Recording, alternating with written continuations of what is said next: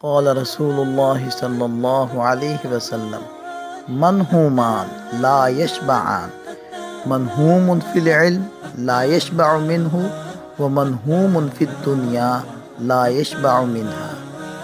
حضور نبی کریم صلی اللہ علیہ وسلم نے ارشاد فرمایا، دو حریص ایسے ہیں جو کبھی بھی سیر نہیں ہوتے، ایک علم کا حریص جو کبھی بھی علم سے سیر نہیں ہوتا، اور دوسرا دنیا کا حریص جو کبھی بھی دنیا سے سیر نہیں ہوتا۔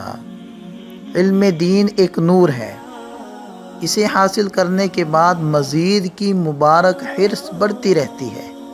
اسی طرح دنیا کی طلب ایک ظلمت ہے، اور ظلمت کی کوئی انتہا نہیں، اس لیے یہ منحوس حرص بھی بڑھتی ہے۔